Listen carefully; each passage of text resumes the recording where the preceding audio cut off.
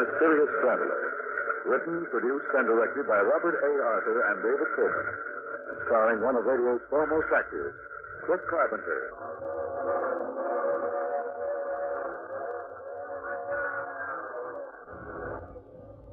This is the Mysterious Traveler inviting you to join me on another journey into the realm of the strange and the terrifying. I hope you will enjoy the trip, that it will thrill you a little and chill you a little.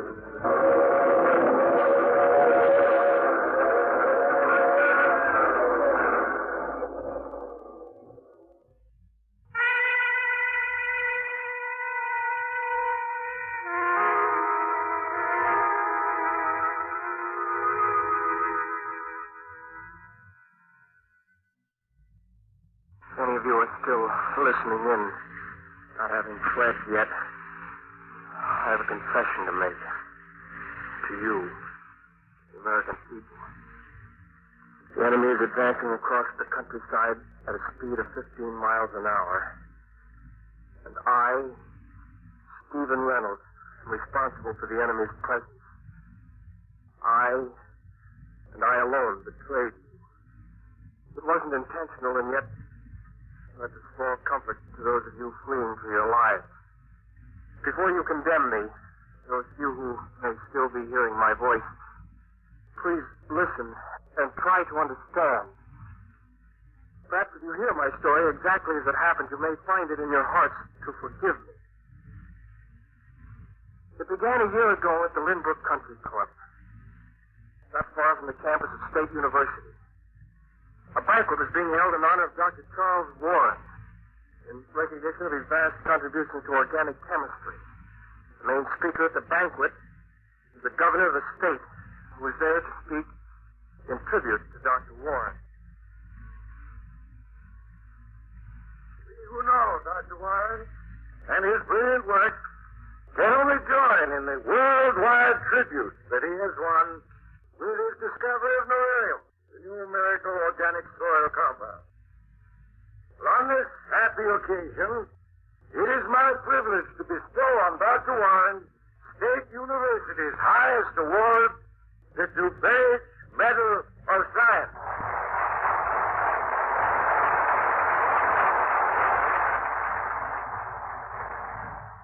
Captain Thomas, ladies and gentlemen, this is indeed a happy moment in my life.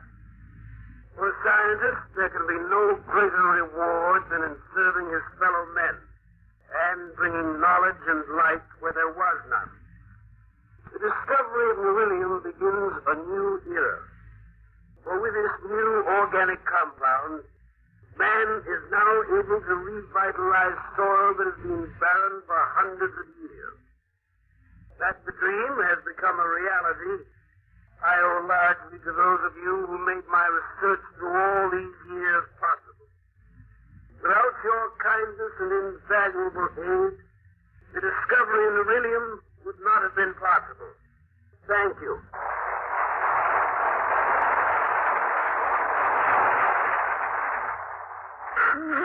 A great moment in your father's life, man. You're now one of the immortals of science. Let's go out on the lawn. It's hot. No, I've never seen so many newspaper men. There's the big story. Your father will undoubtedly win the Nobel Prize next year. You really think so? No, we can't miss. You may not realize it, but you're the daughter of a famous man now. One of these days, I'll be the wife of a famous scientist. What is it you haven't changed your mind about marrying me? That's one thing I'll never change my mind about. Oh, dear. I've never been so happy. Nor I. You're going to have everything you want, Anne. A lovely home, jewels, servants. I'll settle for this. You've never known poverty, Anne. That's why you don't realize how important money is. We're going to have money, and a great deal of it, very soon. Where is it coming from? For the past few months, I've been working secretly on an experiment. If I meet with success, and I expect to, we'll be wealthy beyond our dreams. An experiment? What sort of experiment, Steve? Your father, after years of research, has discovered an organic compound that revitalizes barren soil. My experiment, Anne, approached the problem of food productivity on a different basis. How? Can you imagine what it would mean to mankind if a wheat crop could be grown in 2 weeks instead of the 4 months it takes? Think of 10 wheat crops a year where before there had been only 2. That's impossible. Nothing's impossible. Think of it. Crops literally growing overnight. A food abundance such as the world has never known before. But how? I'm experimenting with a new chemical formula which has chlorophyll as its base.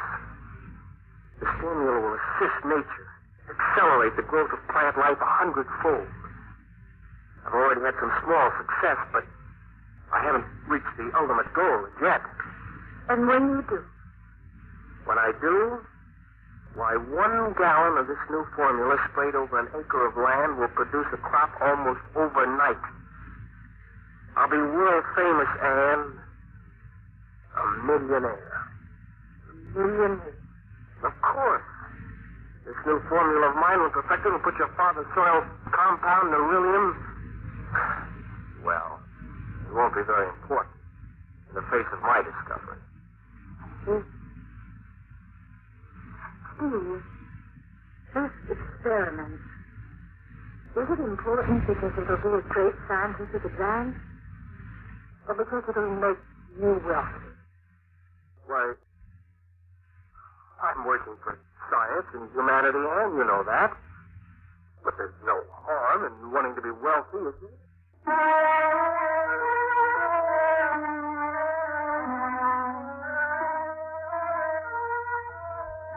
I know now what I said to Anne wasn't true. I wasn't working for humanity. I was working for Steve Reynolds and the huge reward and honors that could be won. Yes, I wanted success more than anything else in life, no matter what the cost. In the months that followed, I worked day and night, rarely leaving the laboratory. One experiment followed another as I searched for the right formula. Then one day I was called by Dr. Warren's secretary and asked to come to his office. Steve, I have here your progress report for the past 6 months. You seem to have made little, if any, progress in your study of soil erosion.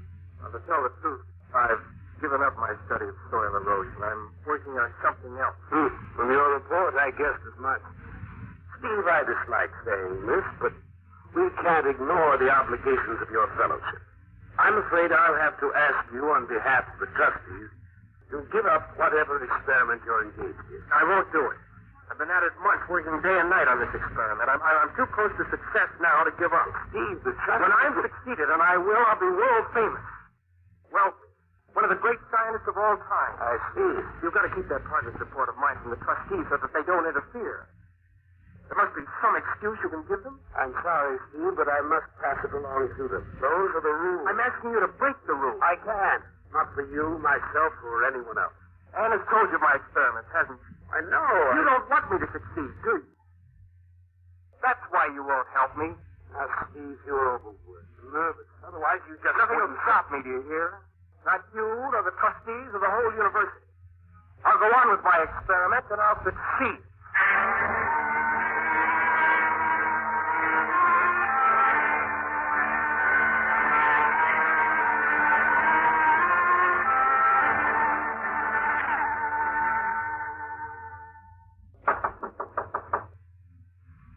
Come in.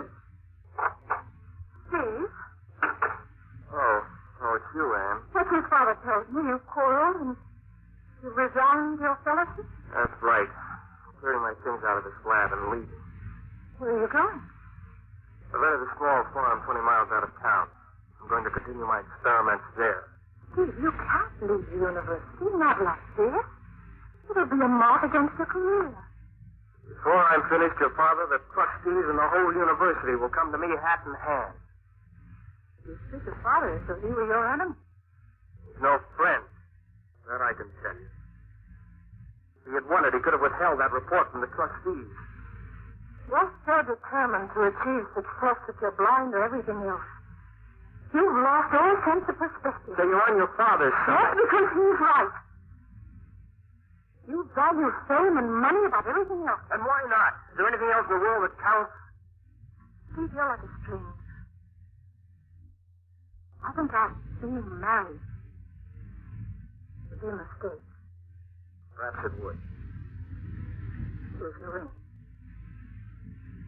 Right.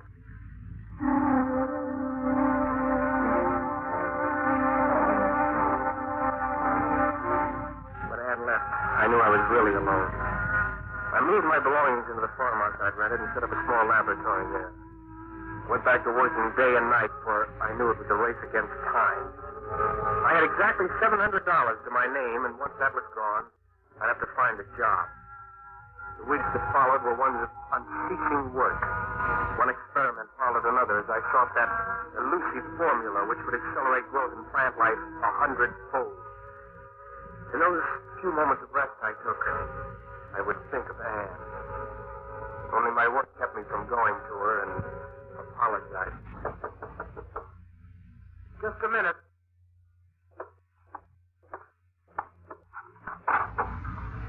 Anne. Oh, you sweet darling. I couldn't stay away any longer knowing you were here all alone. You've forgiven me for the way I am. Oh, yes. Yes. Darling, you don't look well at all. Your eyes are so bloodshot. You've lost weight. I've been so busy half the time I forgot to eat. How's your work coming? Not so well. I'm on the right trail. I know I am, but I haven't been able to perfect the formula. I'm working on experiment 87 now. How long can you go on? You needn't worry, Anne. Even if I wanted to go on, I can't. My money's just about gone. Don't feel too badly about it. Anne, I'm so close to succeeding. I know I am. But it isn't as though you can't pick up your experiments in the future, Steve. After you've had some rest and a chance to think everything out. Yes, I suppose you're right. Come inside. I'll show you the lab I did. All right, darling. I haven't got the fancy equipment that was available at the university, but I do have everything I need. Here we are. How crowded you are here. Yes, you see, each experiment called for a small, separate box of earth. There are 87 boxes in the room. That's why it's so crowded. Over there's the box with formula number 1. From there, the boxes run across the floor, too. Good night, Steve. Yeah. Formula 87. Formula 87. That box over there. And look. Plant growth. 4 sprouts. Well, what about it, Steve? This morning at 7 o'clock, I planted 4 seeds in this box. Then I injected the soil with formula 87. This morning at 7? Yes, it's now noon. These sprouts grew in 5 hours. 5 hours? And I think I've succeeded. I found the formula. I have a strange feeling. So I can see those sprouts growing from my very eyes. They are. Those sprouts, what are they? Tomatoes. This rate of growth continues, and by noon tomorrow, these plants will have matured. And they'll be bearing ripe tomatoes.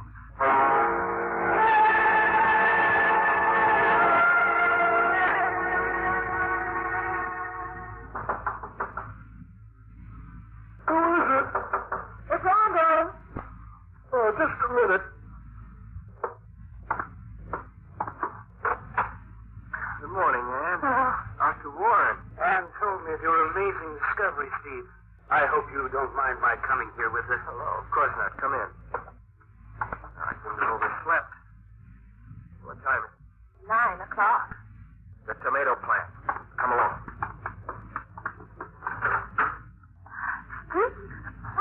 They're mature and bearing full-grown green tomatoes.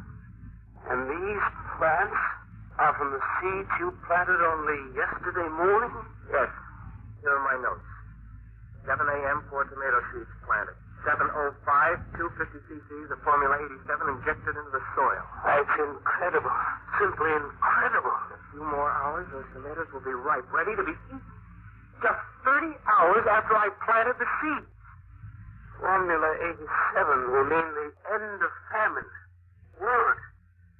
My families will be able to grow their own fruits and vegetables almost overnight, using but a few square yards of earth. Yes.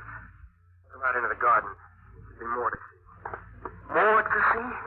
Yes, yesterday afternoon after Ann left, I planted an acre of tomato seeds and sprayed the acre with 5 gallons of Formula 87.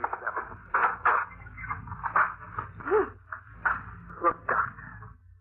The acre is completely covered with half-grown tomato plants. By late this afternoon, those plants will have produced a crop of ripe tomatoes. I wonder if you fully realize the implications of your discovery, Steve. It means the end of agricultural life as man has known it these thousands of years. With your discovery, a new era has begun for mankind.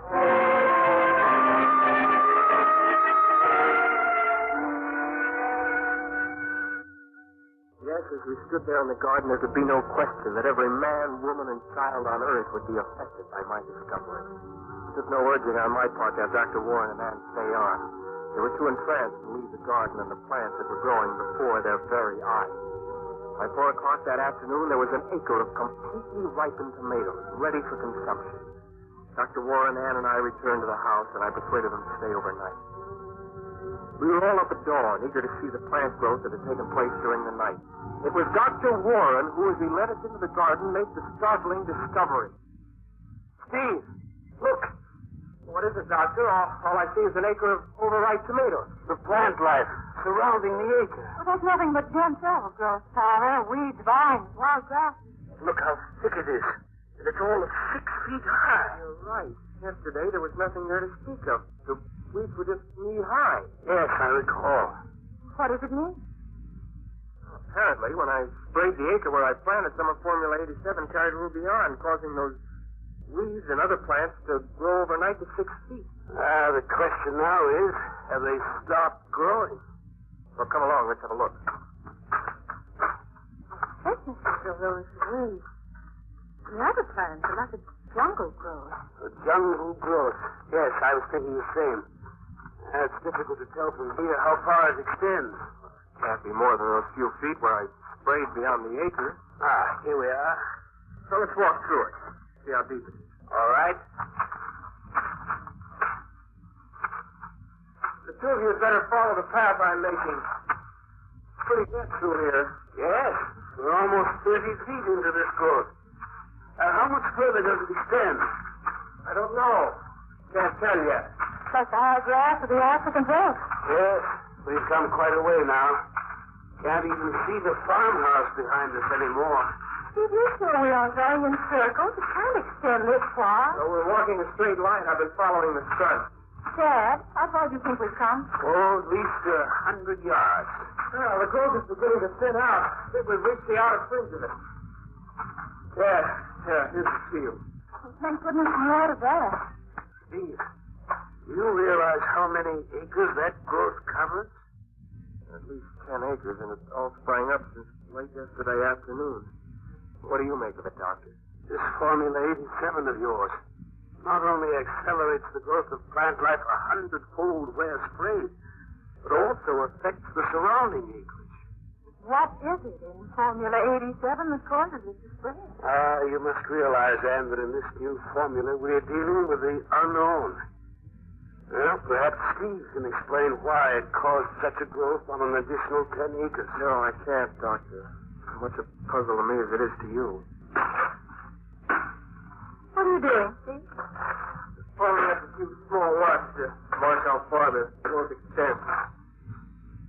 As of this moment. As of this moment? Yes, Anne. For even a few minutes we stood here, the growth is continuing. It's spreading.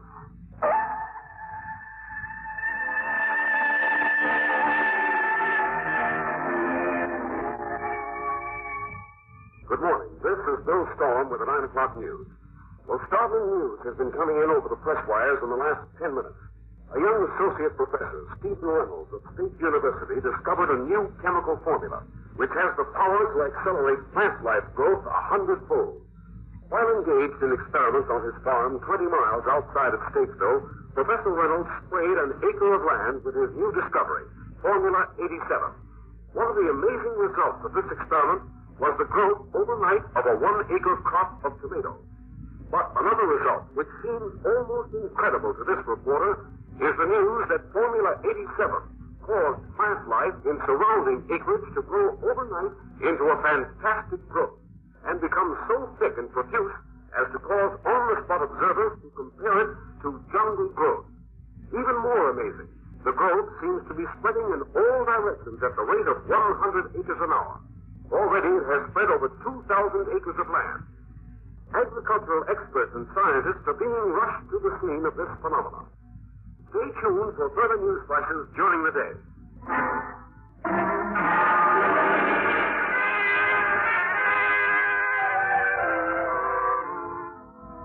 Steve. Yes, Doctor? Did the dynamite give any results? None at all. Oh, here comes the governor. There you are, Dr. Warren. All right, what's the latest word? Now, the growth is now spreading at the rate of 1 mile an hour in every direction. Why, that means thousands of acres of valuable land turning into jungle every hour. Yes, and what's more, it's spreading at an accelerated speed. By evening, it'll be spreading at a rate of 3 miles an hour. Haven't you been able to do anything to stop it? Oh, we've tried dynamite fire, all to no avail.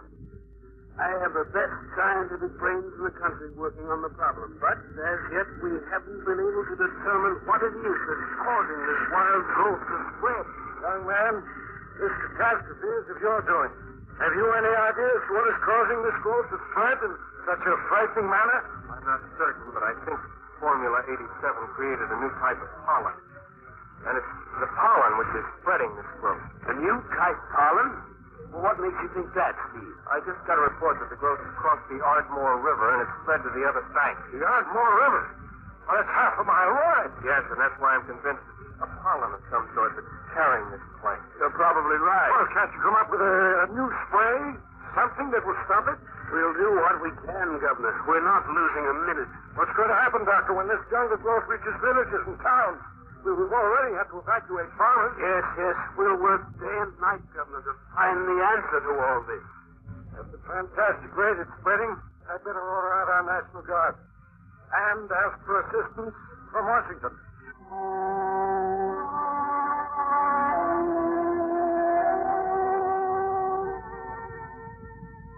This is Bill Storm, speaking to you from the state capitol. Well, the green plague continues to advance, and Governor Thomas has declared a state emergency. Martial law has been imposed with the full approval of Washington. The green plague has spread over an area of 40,000 acres.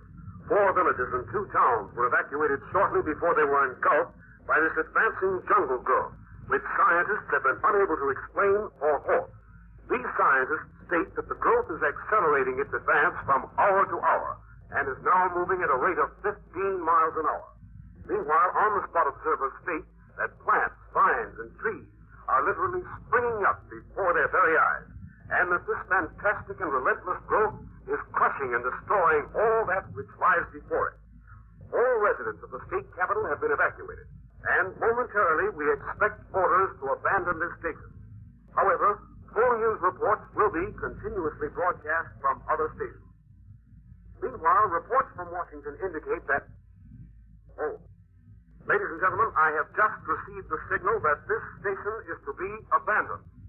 Tune in to other stations for further news flashes. Steve, we better leave the studio, the station. Leave? Look, you two had better come with me. You heard me broadcast. We're abandoning this station. Come on, Steve. Well, what about those people who may not have been tuned in? May not know about the green plague? Look, Mr. Reynolds, I've done what I was told to do. I'm not responsible for people who didn't hear my warnings. But I am. What? Oh, you mean because... Yes. Well, we'd better get going. There's no time to discuss this. Is the equipment still on? Yes, why? And you leave it, Mrs. Storm. I'll follow later. What are you going to do? Some people may tune into the station, may not know what's happening. I'm going to stay here a while longer, broadcast the warning. Then I'll stay too. Look, I'm leaving. You'd better make up your minds in a hurry. We'll stay for a while. Okay, if that's the way you want it. So long.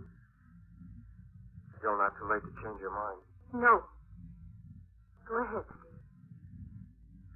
If any of you are still listening in, this is Stephen Reynolds speaking to you from the state capitol.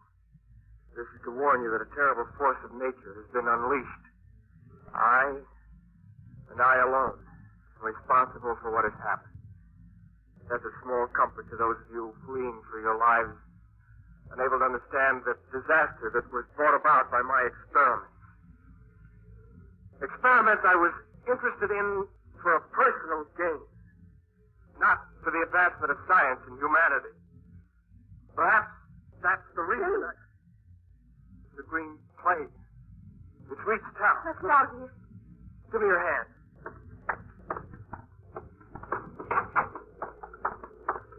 Steve, it sounds almost like an earthquake. Yes.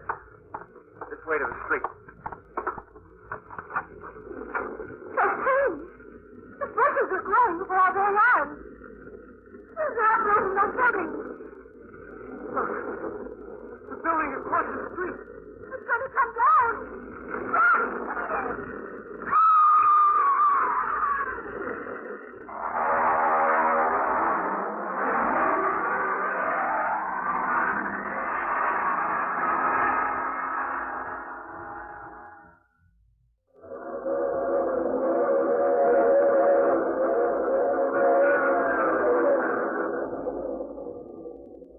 This is the mysterious traveler again.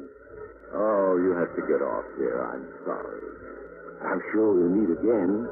I take this same train every week at this same time.